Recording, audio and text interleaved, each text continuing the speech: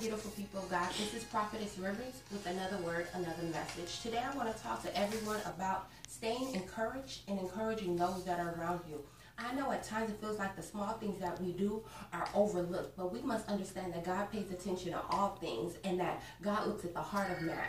1 Corinthians 15:58 tells us to be unmovable, abiding in the works of the Lord, knowing that our works are not done in vain. And I know, so we need to understand that we are making a difference. It might not look like it, but we are. And I know sometimes we get caught up, and I say we because I've even done this, by getting overwhelmed with the things that I do, because God will tell us to do one thing and we'll want to do that one thing, but we'll even want to do even more. And God is telling us, you take care of this and I'll take care of this. So we must understand that we are making a difference. We must understand that God is all-knowing, He is all-powerful, and He is all-present. And that if you stay faithful to God, God is going to stay faithful to you. And every promise that God said He was going to fulfill, it shall come to pass. We must understand that God is not going to let us slip, nor is He going to let us stumble. That God, how can I say this? That God does not sleep, nor does He slumber. And that God is in control of everything.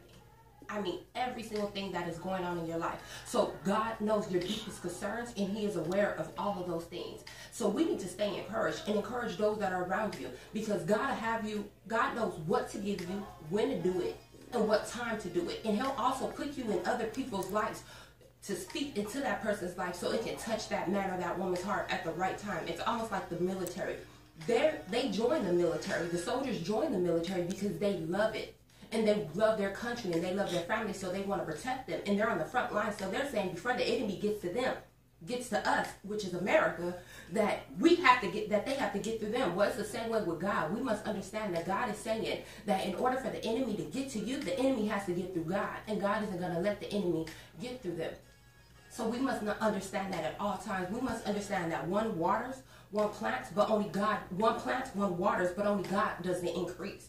Just because our reward doesn't look like it's not visible, or it's not visible, doesn't mean that God's not in control. So encourage those that are around you. Encourage yourself. Now, that's the end of that part of the message. But remember, I told people to send me a text message or inbox me with the questions that they have if they want me to speak on it. And the question that I got for this week was, do I believe that men should have a female as their best friend? Well, let's just take that man off and that female, and let's just say that does a person or should a person have the opposite sex as their best friend? Me, myself, personally, I believe that you shouldn't. Once you get in a relationship or once you get married, your spouse needs to be your best friend. Nobody else needs to be your best friend except for your spouse or God. Because you have to understand, well, what do you do with the best friend? You're constantly going somewhere with a best friend. You're on the phone with your best friend. You're telling your best friend your deepest and darkest secrets. Well, I feel that should belong to your spouse. And if you can't tell your spouse who you are or your deepest and dark secrets, then why are you even with your spouse? Because when you become with that person, y'all become one. So your secrets are their secrets. Your good is they good. Your bad is they bad. And I believe that also comes with wisdom as well. So should a person have the opposite sex as their best friend? I can see growing up, but once you get in a relationship, once you get married, your spouse should be your best friend. But remember, that comes with wisdom.